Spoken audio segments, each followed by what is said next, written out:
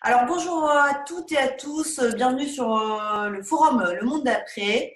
Là, on va tout de suite parler de quartiers populaires, de mouvements sociaux et de violences policières. Comment ne pas parler de ça en ce moment? Alors sachant que nous, ça s'inscrit quand même dans une réflexion, puisqu'on avait commencé à parler de ça. Il y avait une première étape à Roubaix l'été dernier, dans le cadre de l'université d'été des quartiers populaires, et puis on s'était réunis les 12 et 13 février à Amiens pour une mobilisation, parce qu'il y a beaucoup de militants qui ont été victimes de répression et de violences policières à Amiens. Et puis on voulait continuer cette année à Arras pour le salon du livre du 1er mai. Donc le coronavirus ne nous arrête pas, on est là pour réfléchir ensemble avec vous pour parler des violences policières. Donc avec Youssef Brakni. Bonjour Youssef. Bonjour. Voilà. Donc Youssef, toi tu fais partie du collectif Justice pour Adama. On se souvient tous, le 19 juillet 2016, dans la cour de la gendarmerie à Persan, Adama a perdu la vie suite à un plaquage ventral. Sa sœur Assa Traoré dit que ce jour-là, les policiers ont eu droit de mort sur son frère. Youssef, toi tu vis à Bagnolet, c'est ça? Tout à fait, oui. Je suis en Voilà. direct là. Et tu as également pris part au mouvement des Gilets jaunes cette année. Exact. Voilà. Ensuite, il y a Mélanie Gamengoye. Bonjour C'est Mélanie. moi. Bonjour. Alors toi, tu es membre des Gilets jaunes, plus précisément des réfractaires du 80 à Amiens. Ouais. Et tu as été toi-même victime de violences policières l'année dernière. C'est ça, le 20 avril 2019. Tu nous expliqueras un petit peu après. Et Julien Talpin. Bonjour Julien. Bonjour. Alors toi, tu es chargé de recherche en sciences politiques au CERAPS. C'est une unité mixte entre l'Université Lille 2 et le CNRS. Tu as beaucoup travaillé sur l'engagement et la participation dans les quartiers populaires et tu viens d'écrire un livre qui s'appelle, on va le montrer, Bâillonner les quartiers populaires, comment le pouvoir réprime les mobilisations populaires aux éditions Les Étacs. Tout à fait. Bon, Carrément. ok. Peut-être pour commencer, si on peut faire un petit tour de comment ça va votre engagement, où est-ce que vous en êtes, et comment ça va le moral effectivement dans votre travail et dans votre engagement et dans vos luttes en ce moment.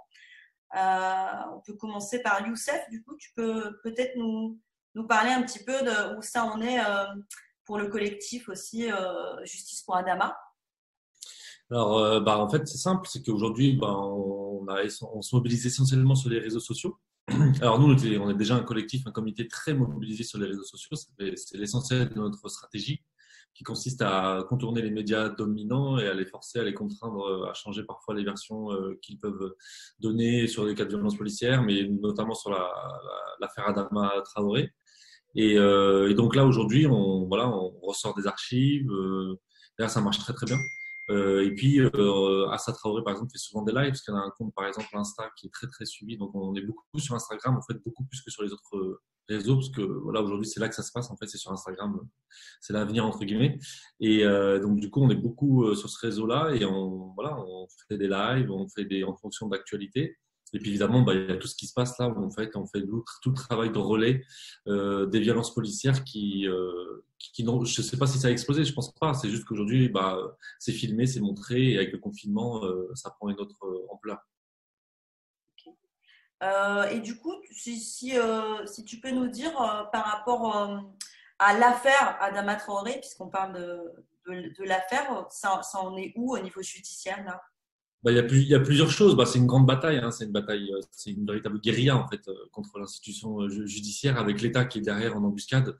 Avec l'affaire Adama, l'État est invisible en fait.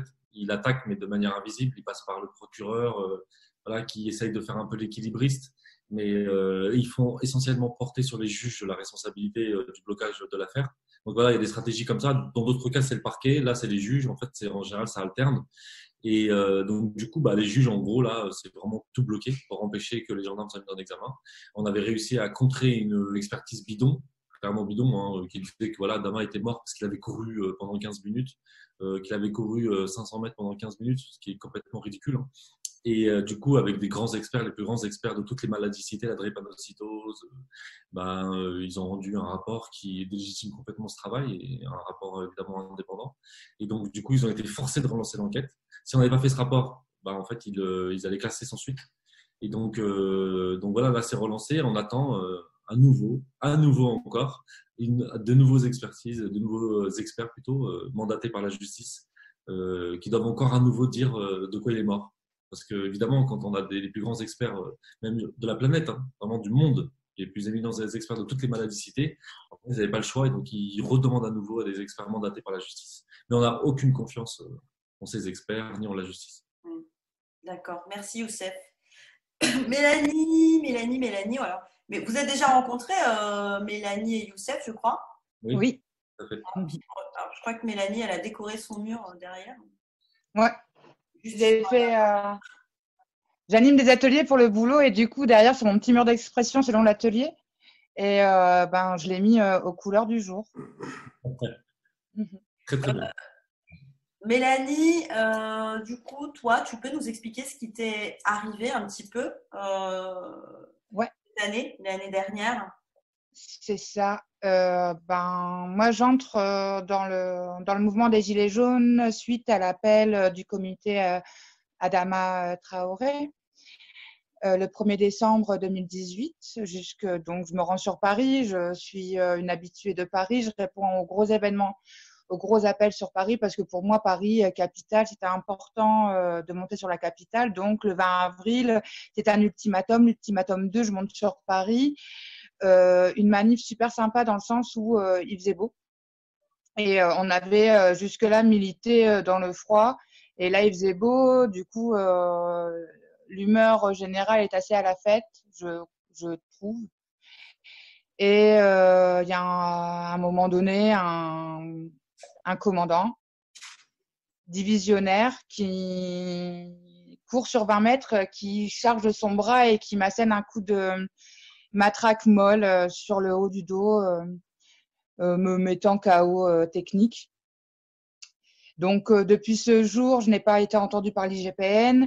Lui a été entendu, ainsi que plusieurs experts de la police, pour indiquer que le geste de ce commandant divisionnaire était justifié, puisque, a priori, je suis une grande menace, et que mon but était donc d'aller derrière les rangs de la police pour pouvoir les massacrer les uns après les autres, parce que c'est bien connu que je suis une grande assassin.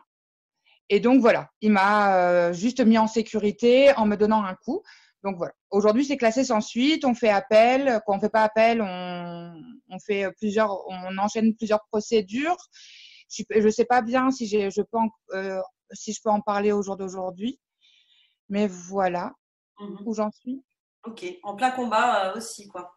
Hein? Oui, ouais, et un peu comme le collectif de Youssef, les réfractaires, on milite sur les réseaux. Nous, on a choisi Facebook. Alors, on a ouvert un Twitter et un Insta, mais on n'est pas encore chaud là-dessus, mais on nourrit bien le Facebook. Tous les jours, quasiment un visuel d'actualité, et chaque semaine, une parole de mutilé, qu'il soit ou non gilet jaune d'ailleurs. On ne fait aucune différence entre un mutilé de quartier populaire et un mutilé gilet jaune. Donc, chaque semaine, on essaye de mettre en valeur, je ne sais pas si on peut dire en valeur, mais on essaye de mettre le point sur un des mutilés de notre société française. Ok. Merci Mélanie. Et Julien? Donc Julien, est-ce que tu peux, juste pour te présenter, nous dire pourquoi tu as choisi de t'intéresser au quartier populaire, et peut-être nous parler de ton dernier livre qui résonne un petit peu avec ce qu'on est en train de se dire, bâillonner les quartiers. Alors moi, si j'ai choisi de m'intéresser dans mes recherches au quartier populaire, c'est la première raison, c'est parce que j'y ai grandi. Donc moi, je suis issu d'un quartier, l'Argonne, à Orléans. En fait, c'est là que j'ai grandi jusqu'à mes 18 ans, et donc j'étais en ZEP, etc. Et en même temps, moi, je suis issu d'une famille de classe moyenne, blanche, dans un quartier, et donc je pense que ça a contribué en tout cas à aiguiser ma sensibilité aux inégalités, puis au privilège de classe et de race qui étaient les miens. Et donc, d'une certaine façon, moi, mes recherches sur les quartiers populaires sont peut-être une façon d'essayer de mettre à mal ces privilèges structurels voilà, qui façonnent l'expérience des gens, quoi. Et voilà, donc j'ai choisi de m'intéresser aux formes de lutte qui traversent les quartiers depuis bien longtemps, pour montrer tout d'abord que contrairement à ce qu'on dit souvent, les quartiers sont pas des espaces dépolitisés où les gens n'auraient d'intérêt que pour le business ou des choses très individualistes, mais qu'il y a depuis toujours des gens qui se battent dans les quartiers, et puis même un sentiment d'injustice très fort en fait qui traverse leurs habitants. Moi, ça ressort beaucoup de mes enquêtes. Et en même temps, c'est pas facile de s'organiser dans les quartiers pour défendre les intérêts de ses habitants. Et donc, j'ai essayé de comprendre quelles étaient les entraves institutionnelles, étatiques qui sont placées sur le chemin de ces luttes. Alors évidemment, parmi ces entraves, et c'est ce que je raconte dans ce livre, les violences policières et judiciaires sont en première ligne. C'est la face la plus visible au fond de la répression étatique. La police, mais aussi la justice, et Youssef l'a mentionné, en fait, c'est la répression judiciaire, ça joue quand même un rôle important. J'en parle pas mal dans le bouquin, mais c'est tout ce qui est les attaques pour diffamation qui ont ciblé par exemple Assa Traoré, mais bien d'autres militants et militantes avant elle, je pense à Amal Bentounsi par exemple, les attaques pour outrage et rébellion, des militants comme aussi les frères d'Assa Traoré qui ont été emprisonnés, l'usage de la justice donc à des fins de répression du militantisme dans les quartiers est quand même très, très fréquent, mais c'est la partie la plus visible, et il y a aussi des formes un peu plus discrètes, j'appelle la répression à bas bruit, qui contribue aussi en fait à rendre plus coûteux en fait l'engagement dans les quartiers. Ça va être quand on s'attaque à la réputation des militants, quand c'est assez fréquent dans les quartiers, qualifier les militants de communautaristes, de prosélytes, quand ils ont une barbe un peu trop longue, quand on va leur reprocher de manipuler les habitants, etc. Il y a toutes les formes aussi de répression matérielle du militantisme, quand on les empêche d'accéder à des locaux, quand on coupe des subventions, quand les acteurs deviennent un peu trop critiques. Donc voilà, ce que j'essaie de faire dans ce livre, c'est de montrer toutes les formes de répression étatique et institutionnelle qui rendent plus compliqué en fait l'engagement dans ces quartiers, qui peuvent expliquer que les gens peuvent y réfléchir par deux fois quand on risque de perdre son boulot, quand on risque de prendre des amendes, voire de se retrouver en prison si on est un peu trop virulent contre les discriminations et les inégalités qu'on subit dans les quartiers. Ok, merci Julien. Donc Julien, il exprime que c'est pas facile de s'organiser et de se mobiliser dans un quartier. Parfois, on dit que les quartiers sont dépolitisés. Est-ce que Youssef ou Mélanie, vous êtes d'accord avec ça? Est-ce que c'est difficile de se mobiliser dans les quartiers? Qui commence? Vas-y, Youssef. Alors, non, en fait, il y a deux questions là dans ce que tu poses. Donc, la première, c'est que est-ce que c'est facile de se mobiliser dans les quartiers? Non, c'est pas facile. Non, c'est même difficile, c'est même très compliqué, c'est même limite en vérité mission impossible. Il faut vraiment redoubler d'ingéniosité, il faut vraiment mettre en place des stratégies, etc. Il faut vraiment mettre en place toute une série de stratégies pour pouvoir faire face aux différentes répressions en fait quand on est militant dans les quartiers populaires. Donc ça va vraiment du maire, ça peut aller du maire jusqu'au préfet, jusqu'au carrément au gouvernement. Et on l'a vu par exemple à Damary Lélis. Donc c'était une association qui s'appelait Bouche qui bouge au début des années 2000. C'était des membres du MIM, Mouvement d'immigration et des banlieues, qui s'étaient mobilisés suite à quand même 2 morts en quelques mois d'écart, 2 morts dans le même quartier à Damary Lélis. Et donc des jeunes se sont tout simplement organisés. Et on a vu comment le commissaire, comment le préfet, comment l'État carrément a décidé de cibler cette association jusqu'à ce qu'il craque. Donc ça, par exemple, ils se sont réveillés un matin, ils ont vu que le local dans lequel ils militaient a été brûlé. Par exemple, et ça c'est en France, que ça se passe, pas aux États-Unis, c'est pas à Baltimore, etc. C'est en France. Et donc ça peut aller, donc comme vient de dire Julien, effectivement sur toutes les procédures de disqualification qui sont souvent aujourd'hui, en fait, en gros, l'islamiste, le communautariste, mais en réalité, ce n'est pas nouveau, puisqu'on voit même que dans les années 80, quand par exemple des ouvriers arabes à l'époque majoritairement se mobilisaient, on disait à l'époque que c'était des grèves chiites, parce qu'il y avait la révolution islamique d'Iran qui venait en 79, les grèves avaient lieu juste après, et donc on sortait à cette époque le mythe du moment qui était un péril chiite qui allait déferler sur la France, et donc des grèves qui étaient manipulées par l'Iran en fait. Donc aujourd'hui c'est les salafistes, hier c'était les chiites, etc. Donc ouais, c'est vraiment très difficile, et souvent on est seul en fait, c'est surtout ça le problème. ce qui se passe en fait quand on milite au niveau local, et en tout cas pour ma part, à Bagnolet par exemple, le problème c'est la gauche. Le problème c'est les partis de gauche. Le problème ça va être le PCF, ça va être le LV, ça va être le PS, évidemment, ça c'est on a l'habitude. Ça va être la France Insoumise, alors que c'est tout récent. Mais c'est exactement les mêmes réflexes. Et la France Insoumise, c'est super intéressant parce que la France Insoumise, c'est censé être un nouveau mouvement, etc. Et pourtant, ils ont repris exactement les mêmes procédés, les mêmes mécaniques contre les militants des quartiers populaires. Donc moi, par exemple, aujourd'hui, voilà, j'ai en face de moi une coalition aujourd'hui de partis politiques de gauche, donc EFI avec Alexis Corbière, Raquel Garrido, Les Verts, LV, etc. Voilà, qui aujourd'hui ont une seule cible sur Bagnolet, c'est Youssef Brakni, c'est le comité Adama, etc. Il ne faut pas que ce projet politique réussisse parce qu'en fait, c'est idéologique. Ils ne veulent pas de ce projet idéologique qui est basé sur l'égalité, qui est basé voilà, sur le fait que voilà, les habitants des quartiers peuvent parler pour eux-mêmes, ils n'ont pas besoin d'intermédiaires. Parce qu'en fait, le problème, ça pose la question du poste de ces députés, de ces maires. Parce qu'en fait, ils ne seraient pas là normalement, en vrai. C'est ça le vrai problème. On n'aurait plus de gens qui viendraient se parachuter dans les quartiers pour être élus. Parce qu'aujourd'hui, dans le 93, on a des maires qui ont des accents du sud-ouest. C'est ça la vérité. C'est-à-dire qu'ils sont incapables de trouver des militants dans les villes, notamment des quartiers populaires, qui peuvent se présenter pour être maire, pour être député, ou je ne sais pas. Alors, je ne dis pas que ça, c'est pas une fin en soi pour moi. Moi, je ne me présente pas aux élections. Mais pour moi, ça représente quelque chose quand même, d'aller chercher quelqu'un à Bordeaux pour, par exemple, en faire le maire de Montreuil. Ça, c'est vraiment très, très intéressant, même s'il fait du bon boulot par ailleurs. Mais c'est vraiment ce truc du blocage, quoi, qui empêche les habitants, en fait, d'exister politiquement, comme le disait Abdelmalek Sayad. Et ça peut être pour n'importe quelle petite mobilisation, même si tu veux te mobiliser sur vraiment un problème concret lié à ton logement, à ta tour, etc. Même ça, on ne te laisse pas. C'est-à-dire que tout de suite, on va venir et on va te prendre à la gorge, on va t'empêcher, on va t'étouffer. Bon, évidemment, nous, ici à Bagnolet, la vérité, on se débrouille pas trop mal, on y arrive. On arrive à se mobiliser, on arrive à créer des rapports de force, c'est surtout ça qui compte, c'est le rapport de force. Nous, on y arrive, mais je sais qu'il y a plein d'autres endroits. On s'est bien raconté dans le livre de Julien Talpin, où on montre très bien que la répression, parfois, c'est destructeur, en fait. Ça te détruit. Et concrètement, en fait, à la fin du mois, on t'a tellement détruit, on t'a tellement pourri dans tous les réseaux, etc., que tu peux même pas nourrir tes gosses, en fait. Tu peux plus payer ton loyer parce qu'on t'a blacklisté dans tous les tafs. Du coup, c'est vraiment une forme de résistance, quoi. Il faut vraiment… Et, du coup, Youssef, pardon, tu dis que le problème, c'est la gauche. Oui.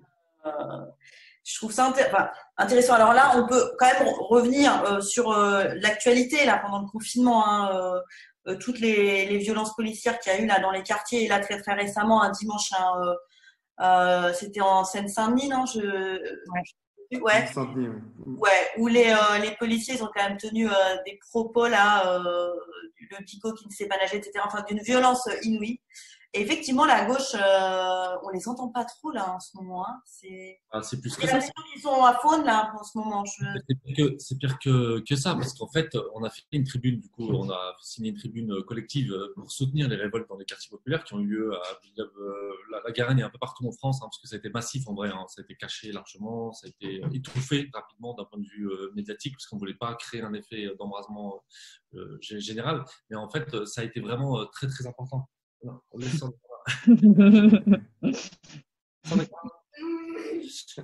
Et donc, en fait, en réalité, ça a été vraiment massif.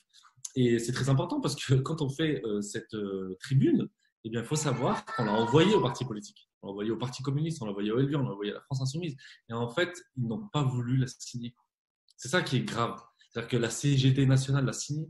Donc, c'est une tribune qui est, voilà, il y a pas de, ça va pas par quatre chemins, c'est on soutient ces révoltes. Ces révoltes sont légitimes.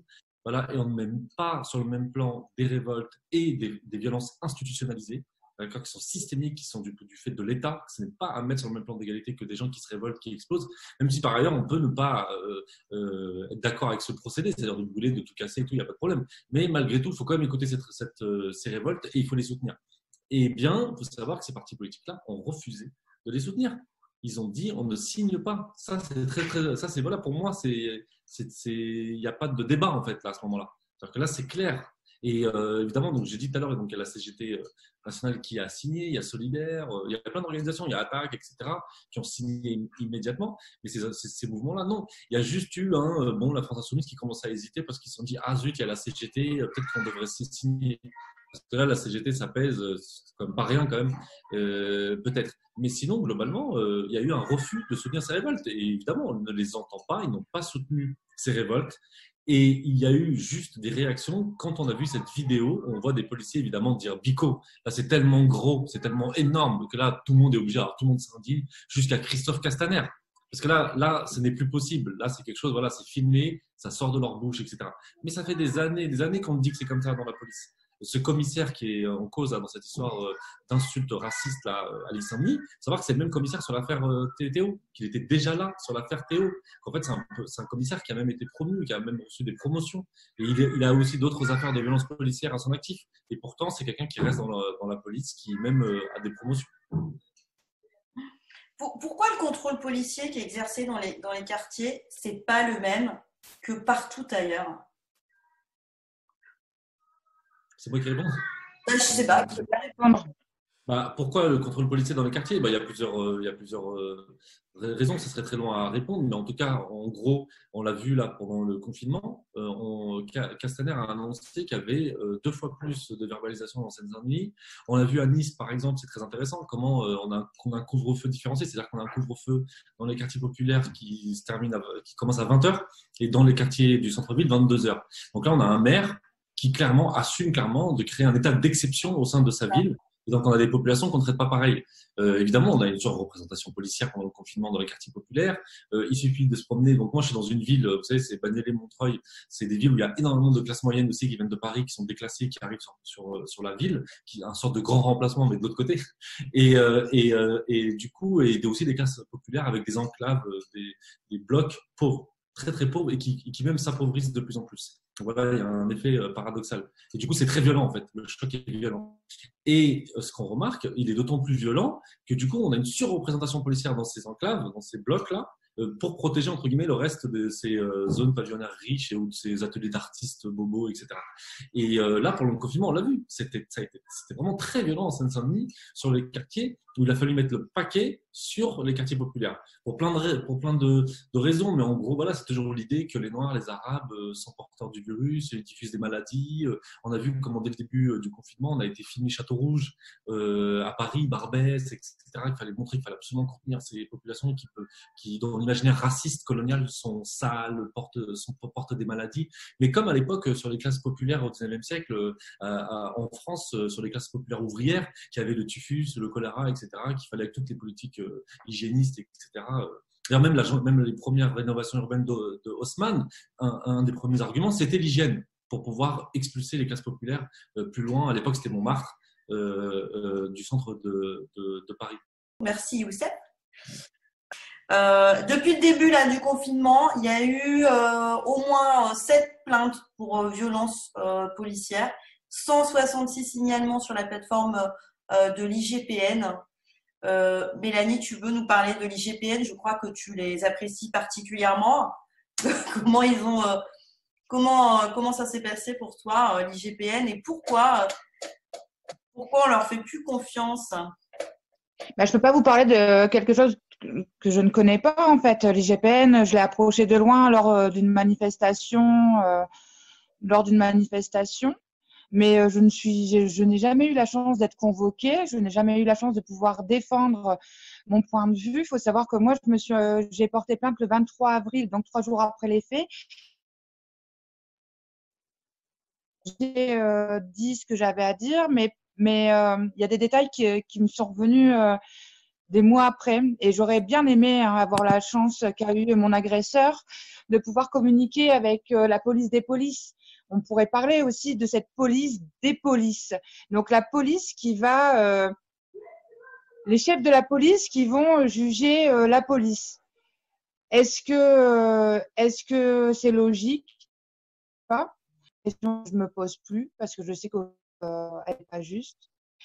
On sait qu'il y a différents traitements. Nos jeunes des quartiers populaires, nos jeunes et moins jeunes, hein. Moi, je suis aussi une fille issue de quartiers populaires. Alors nous, les filles, on est un peu tranquille parce que la misogynie de la police fait que on peut pas y penser. On pense pas trop qu'une fille puisse agir. À ça, on est la preuve. Donc du coup, voilà, je me fais pas trop emmerder dans le quartier. J'ai encore subi aucun contrôle de la police sur Amiens Nord. J'avais pas de problème avec la police personnellement avant ça. Aujourd'hui, je suis dégoûtée. Les vidéos qui tournent, heureusement qu'elles sont là.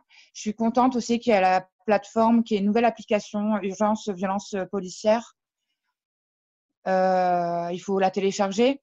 Si vous êtes témoin d'une bavure, d'une violence, parce que c'est pas forcément une bavure, hein, c'est bien souvent plus de la violence qu'une bavure. Une bavure, on n'a pas fait exprès. Une violence, c'est fait exprès. Eh ben, prenez cette application, filmée. Plus on aura de vidéos et plus on pourra mettre en valeur. La police est devenue aussi la justice. Ils font justice eux-mêmes. Moi, je pensais qu'avec Robocop, hein, qui était policier et juge, et ben en fait non. Aujourd'hui, la police juge en même temps qu'elle arrête. Elle nous condamne et les premières victimes, ce sont bien les jeunes issus du quartier populaire. Qu'on le veuille ou non, et que certains gilets jaunes le veuillent ou non, c'est comme ça. Okay. Merci Mélanie. Alors, je ne sais pas si vous avez entendu aussi à Clichy, là, le maire socialiste qui a dit qu'on était sur une poudrière, que ça pouvait exploser à tout moment et puis que finalement ça tenait grâce aux associations. Est-ce que c'est le rôle des associations sur les quartiers de servir de fusible entre la police et les habitants? Je ne sais pas. Julien, t'en parles dans ton livre dans du rôle des associations? Je pense qu'en l'occurrence, là, il n'a pas complètement tort, dans le sens où il y a effectivement la situation est extrêmement tendue aujourd'hui dans les quartiers, parce que la situation sociale est dramatique, c'est-à-dire que les gens, ils ont faim, quoi.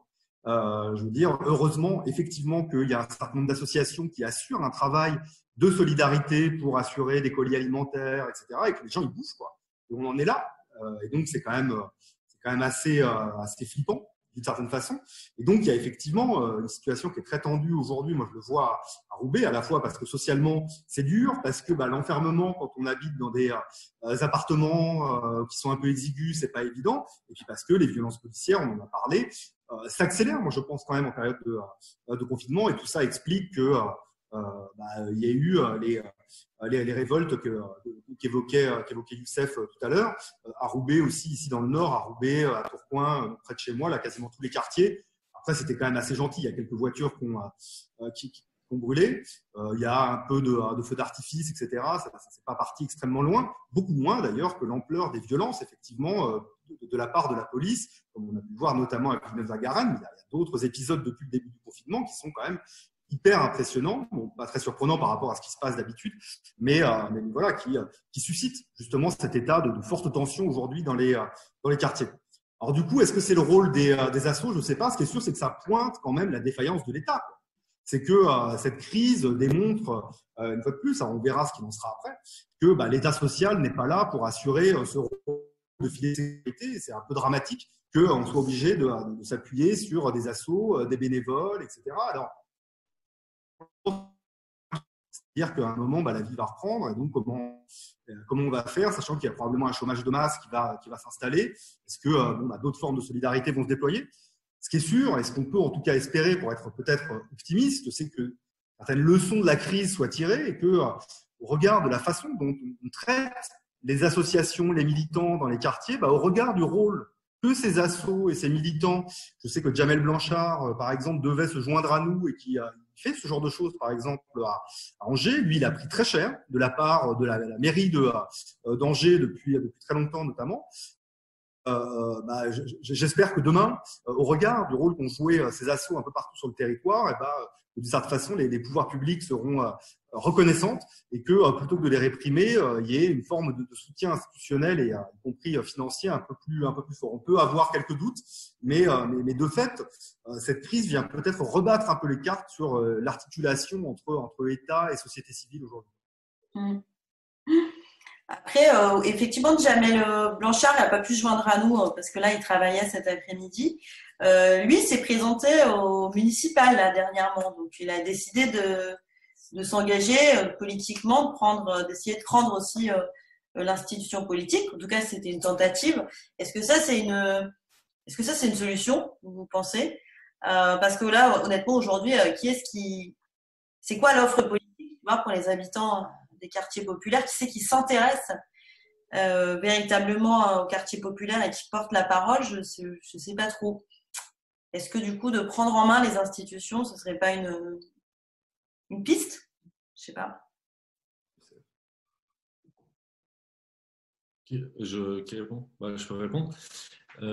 La question, oui, Jamel s'est lancé, mais la question, moi je pense qu'au niveau local, au niveau municipal, moi je pense qu'il faut, par contre, c'est différent des élections qu'on peut avoir, qui peuvent être un peu lointaines, qui sont un peu hors sol et qui sont pas vraiment connectés à notre réalité directe. Je pense qu'au niveau municipal, il y a quelque chose à faire. C'est-à-dire qu'au niveau municipal, on peut s'organiser, c'est local, on peut s'organiser dans son quartier, avec le quartier d'à côté, etc. Et pourquoi pas passer par des listes autonomes, indépendantes, avec des personnes avec qui on lutte au quotidien. Nous, à Bagnolet, il y a une liste qui s'appelle Bagnolet en commun, qui a été complètement indépendante, autonome, qui a regroupé toutes les luttes locales qu'il y avait à Bagnolet pour pouvoir se présenter aux élections. Ils ont fait près de 14%. Et donc, ça, c'est pas rien quand même.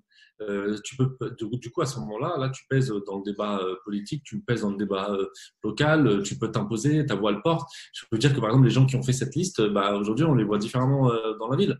Quand on leur dit bonjour, on les respecte, etc. Quand ils font un communiqué, quand ils disent quelque chose, ils pèsent. Ah, ces gens-là, ils pèsent 14%. Voilà, ils ont une influence.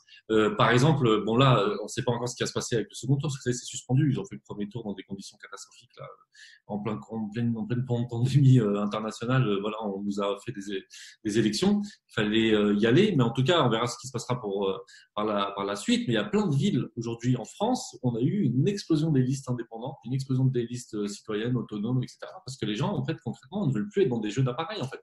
Aujourd'hui, il faut savoir qu'il y a des élections où en fait c'est décidé à l'avance à l'échelle du département. Tu me laisses cette ville, je te lâche l'autre. Comme ça, tu pourrais être président de l'agglo, etc. Sur notre dos en fait.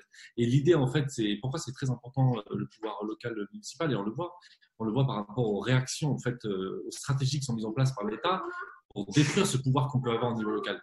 Par exemple, les agglos, c'est typique des superstructures qui vont faire en sorte que ça crée encore plus de distance entre les habitants et le pouvoir local. C'est-à-dire que maintenant, au départ, tu avais ton interlocuteur, c'était le maire. Maintenant, ta ville, elle est dans une structure où il y a plusieurs autres villes. Et donc, du coup, on a un nouveau président de cet agglo. D'accord? Et donc, on a de plus en plus, on voit des services qui étaient auparavant à l'échelle municipale se retrouvent à être délégués à l'échelle de l'agglo. Et donc, en fait, tu as de moins en moins de prise. Donc, quand par exemple, tu as un problème pour le conservatoire, pour la médiathèque, pour la piscine, pour les choses importantes du quotidien qui avant étaient souvent, vous savez, l'héritage communiste, en fait, il y avait un accès à la culture pour tous, etc. Maintenant, en fait, c'est hop, on envoie maintenant à une superstructure et tu n'as plus aucun interlocuteur, tu n'as plus de moyens de faire pression, etc. Ça, c'est un exemple, mais il y a plein d'autres exemples. C'est aussi l'exemple du Grand Paris. Pourquoi on fait le Grand Paris? Qu'est-ce que c'est ce truc de Grand Paris? On fait une super assemblée, une super métropole où on va mettre tout le monde là-bas dans un nouveau conseil où chaque ville va envoyer un représentant, etc. Et en fait, l'essentiel des décisions, notamment les décisions au niveau urbain, sur l'urbanisme, c'est ça le plus important en fait, c'est l'urbanisme. Donc c'est tout, vous savez, les opérations immobilières, les opérations de rénovation urbaine, etc. où c'est fondamental, où les habitants doivent être absolument associés et que ça ne se fasse pas sans eux et surtout contre eux. Et ben ça, par exemple, maintenant, ça va être au Grand Paris. Mais vous imaginez ce que c'est au Grand Paris avec toutes les villes, donc ce qui va regrouper Paris, qui va regrouper le 94, le 93 et le 95, c'est gigantesque. C'est pas possible. Enfin, le 92, pas le 95. Ça va être complètement, voilà, encore un truc où les habitants vont avoir de moins en moins prise. C'est pour ça que le local, c'est pour moi le plus important. Pour moi, toute action politique, si elle n'est pas ancrée localement, si on n'est pas d'abord voilà, dans sa réalité au quotidien, là où tu vis, en ton bâtiment, pour moi, elle n'a aucune valeur. Si c'est juste pour faire de la théorie, être dans des universités, sortir un discours comme ça, bien pensant, etc., c'est bien, c'est super. Mais si t'as pas vraiment de relais, si t'as pas de base, pour moi, ça ne sert absolument à rien, c'est une perte de temps. Si je peux juste rebondir sur ce que vient de dire Youssef, moi je suis assez d'accord et en fait, ce qu'on voit quand même, c'est, moi je crois quand même pas mal à la diversité des tactiques en fait.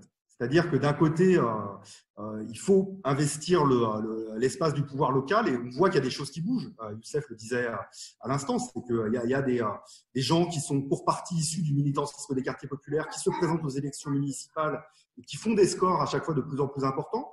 En même temps, on se rend compte de la fermeture du champ politique à l'égard de ce type d'initiative. C'est-à-dire que quand bien même ça avance, quand bien même il y a des gens qui sont élus à des postes, parfois dans l'opposition, parfois à des postes un peu secondaires quand même dans les conseils municipaux, en face, les gens réagissent. C'est-à-dire, on parlait tout à l'heure de disqualification et des formes de répression. Il faut voir ce que se sont pris aussi certains candidats aux dernières élections municipales, la qualification de liste communautaire contre Samy Débat, par exemple, à Garges-les-Gonesse.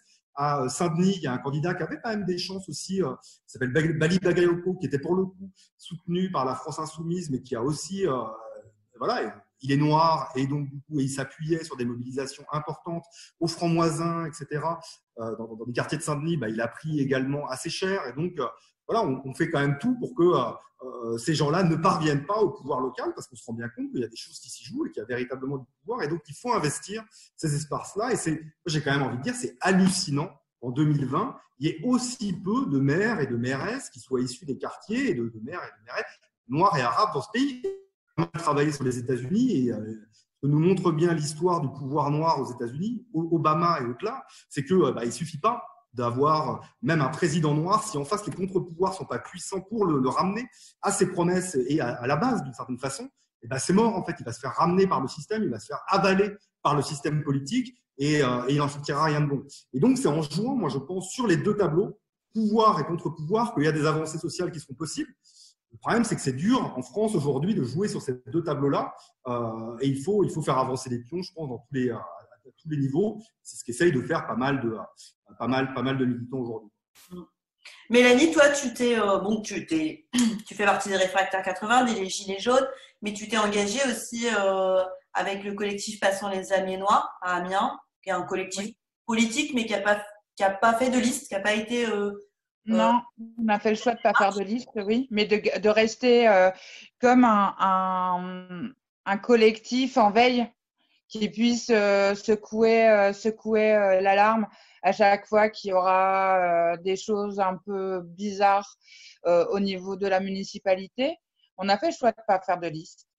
Mais pour autant, je pense qu'on a un poids et qu'on a une certaine légitimité grâce à ce collectif. Ouais.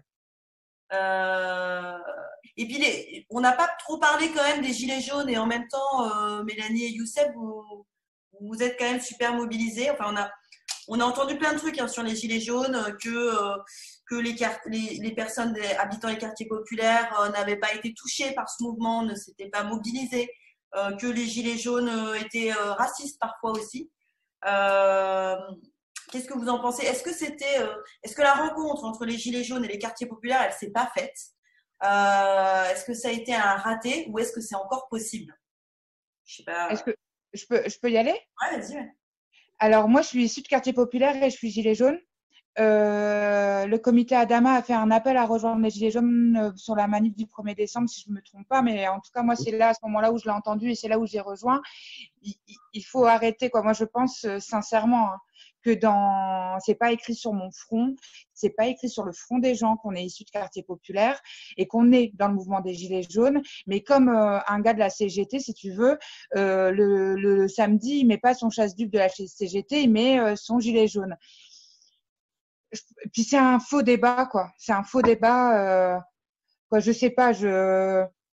J'y mettrai des guillemets. En effet, moi au départ, si je n'ai pas rejoint les Gilets jaunes le 17 novembre, c'est parce que moi aussi je pensais que c'était un mouvement nationaliste et il y a eu des prises de parole nationalistes et des choses quand même dégueulasse, notamment dans notre région à Flix-Court, ce qui s'est passé, c'est juste pas normal. Et c'est pour ça que moi j'avais du mal à rejoindre les Gilets jaunes.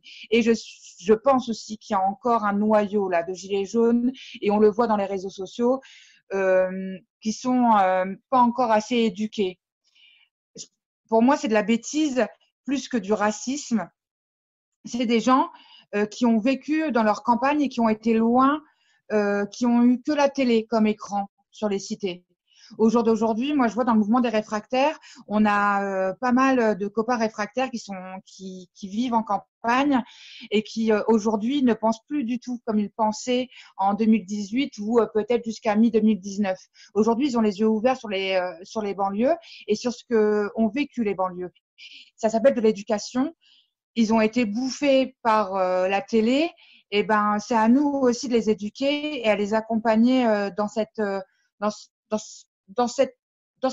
cheminement qui est d'ouvrir les yeux, d'ouvrir son cœur et de se dire, en fait, on a tous un ennemi commun, on a tous un point commun, c'est casser ces putains d'injustices.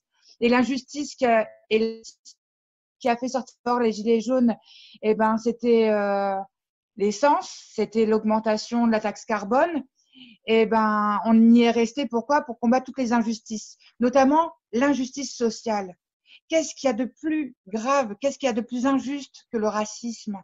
Qu'est-ce qu'il y a de plus injuste que d'être jugé parce qu'on n'a pas la même couleur de peau, ou parce que nos parents ou parce que nos grands-parents sont venus un jour en France pour X ou Y raison, pour travailler ou parce que la France leur a demandé de venir ou parce qu'à un moment donné, on a fait le choix de partir. Et peut-être que moi, aujourd'hui, française, demain, je ferai le choix aussi de partir parce que ce pays qui est là, la France, me fait peur par sa police, me fait peur par son économie, me fait peur parce que je suis travailleuse sociale et que je vois que la classe moyenne commence de moins en moins à exister et que ce que disait Julien tout à l'heure, on va se retrouver avec un chômage terrible d'ici peu de temps. Donc, est-ce que moi, j'aurais envie de partir? Oui. Est-ce que j'aurais envie que le pays dans lequel je vais choisir de m'installer m'accueille? Oui. Voilà. Donc, on en est là. Aujourd'hui, juste éduquons les gens et arrêtons avec ce clivage quartier populaire. Et en fait, juste, on éduque, en fait. On explique c'est quoi un quartier populaire. C'est parce que les gens, ils s'imaginent pas comment on y vit. Quand j'explique c'est quoi un bâtiment qui est le bâtiment qui est juste derrière chez moi, hein, 4 bâtiments, c'est 2 bâtiments de 15 étages, mais en fait, c'est 4 bâtiments. Donc, tu as des voisins au-dessus, en dessous, sur les côtés. C'est surpeuplé, tu vis mal, tu dors mal. Et ben, quand j'explique ça aux gens, et j'ai des regards assez positifs après. Donc, j'ai pas envie de croire que mon mouvement est raciste. J'ai envie de croire que il y a encore des gens qui sont pas éduqués et que c'est à nous de les éduquer. Sur cette question, en tout cas. Okay. Merci Mélanie. On va bientôt se quitter, mais du coup, après on pourra discuter un petit peu avec les gens, les internautes. Comment vous envisagez la lutte de demain? Comment on continue à résister demain? Youssef, tu parlais de résistance. Parce que là, j'ai quand même l'impression, je suis assez inquiète sur nos libertés, évidemment.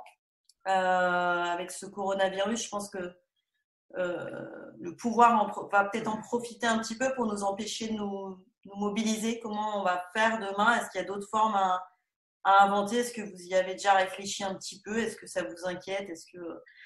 Voilà, comment on va faire, quoi? Pour demain, alors c'est une question qu'on va beaucoup, comme je participe à pas mal de débats, etc. en ce moment avec les vidéos, parce que c'est aussi ça le quotidien du confinement quand on est militant, on fait quand même plein de débats vidéo, etc.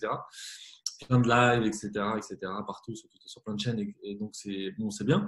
Mais on pose toujours cette question de le monde d'après. Donc moi, le monde d'après, je l'imagine encore plus dur que ce qu'il est aujourd'hui. Je me méfie des gens qui applaudissent au balcon. Moi, ça me fait peur, ça fait très peur, ça me terrifie cette histoire de gens qui se mettent au balcon là, qui ont même en fait en réalité ont peur. Ils ont tellement peur que du coup, j'ai l'impression qu'ils sur leur fenêtre, s'il vous plaît, sauvez-moi. Faites en sorte que je ne meure pas et que j'attrape pas, quoi. C'est vraiment un réflexe de peur, en fait. Et c'est un réflexe complètement passif, en fait, qui est pas politique. Donc, moi, je déteste ce truc-là. Du coup, ça, c'est un petit peu un avant-goût de ce que va devenir, de ce que sera l'après, en fait, à travers ces applaudissements. Et je pense que surtout qu'en dehors de quelques personnes qui se font plaisir, en fait, dans des tribunes partout, là, sur Libération, sur machin, il y a toujours une tribune sur le monde d'après, des écolos, des gens anticapitalistes, etc. C'est vraiment des gens qui se font plaisir, en fait. C'est, voilà, vraiment un petit délire intellectuel où ils s'inventent le monde d'après, le monde de demain. Mais en fait, il faut se dire une chose, c'est que ce sera un monde encore plus autoritaire, ce sera un monde encore plus policier. Et je pense que si les gens n'ont pas compris avec ce qu'ils ont vu là de ces vidéos, qui n'ont pas compris qu'en fait là, il se passe quelque chose de très grave comme avec la police, c'est-à-dire que en fait, autant Laurent Nunez, Castaner, ils ont donné des consignes en fait, ils ont donné des consignes de ne pas mettre trop la pression sur le quartier, c'est ça la vérité.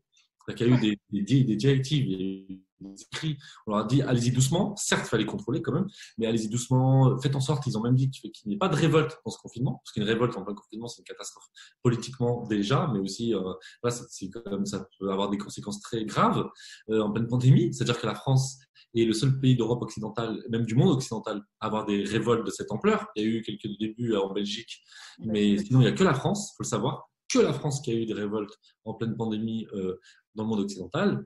Et donc, en fait, il y a eu des directives. Et en fait, ce qui s'est passé, c'est que la police est tellement devenue autonome, c'est tellement autonomisée par rapport au pouvoir politique depuis tant d'années, depuis tellement d'années, depuis Hollande, Sarkozy, etc., qu'aujourd'hui, elle est devenue incontrôlable, en fait.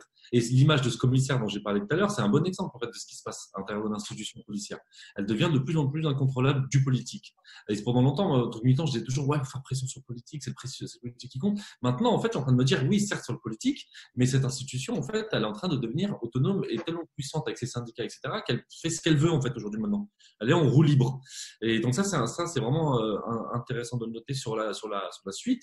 Et puis après, il y a le côté politique où, vu l'état de la gauche, vu l'état tellement catastrophique de ce qu'est la gauche aujourd'hui, où en fait là aujourd'hui ils sont dans une guerre, là, ils ont lancé la course entre Mélenchon, les écologistes et Ruffin, donc un triangle de se faire pour savoir qui va être président de la République, qui va mener la gauche en fait contre Macron.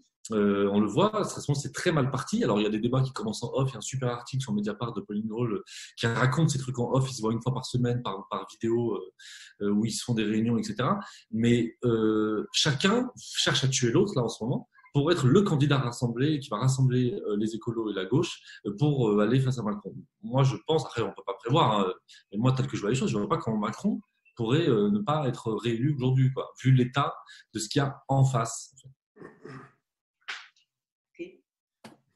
Merci. T'es d'accord, Julien? Non, Julien, tu peux réagir?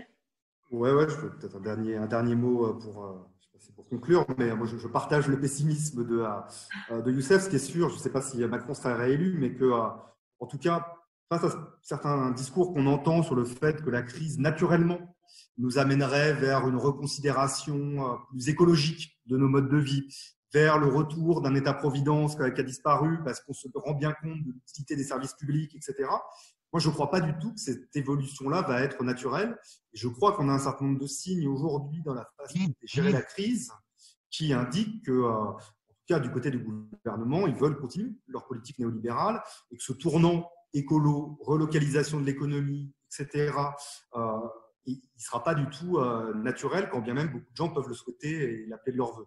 Et donc, ce que ça veut dire, c'est évident, mais qu'il va falloir créer du rapport de force après et à la sortie du confinement, et peut-être que ce sera plus simple à la rentrée parce que c'est quand même compliqué. Le contexte de confinement est à créer ce rapport de force, c'est simple. Bon, ben, si je joue dans la rue, et peut-être pour finir sur une note d'espoir, moi j'ai quand même le sentiment que quand bien même il y a des résistances très fortes au sein du champ du pouvoir, quand bien même il y a des divisions au sein de la gauche, comme le rappelait Youssef, il y a aussi quand même des choses peut-être qui bougent chez les gens, en fait. Et qu'il y a au moins un truc qui est quand même intéressant dans la période du confinement et de la pandémie qu'on vit, c'est que ça crée une sorte d'expérience commune partagée par tout le monde. Et moi, je crois beaucoup, en fait, et ce qui me permettra de rebondir un peu sur la question des gilets jaunes, c'est que les luttes, elles s'inscrivent dans les expériences de vie, en fait. Ce qui explique que des fois, c'est compliqué en fait de faire converger les gens qui ont des expériences de vie qui sont différentes. C'est pas pareil aujourd'hui d'habiter dans un quartier de banlieue parisienne et d'habiter à la campagne ou d'habiter dans une banlieue pavillonnaire. Il y a des points communs, mais il y a aussi des expériences de vie qui sont un peu différentes. Et donc, c'est aussi ça qui explique qu'il faille un gros travail militant, à l'image de ce qu'a fait le comité Adama avec les Gilets jaunes pour créer de la convergence. Je crois que c'est pas naturel et que ces convergences supposent un travail militant. Et donc là, pour revenir à la période du confinement et du coronavirus, au fond, tout le monde a été confronté aux mêmes difficultés, même si dans des proportions très différentes et avec de très fortes inégalités.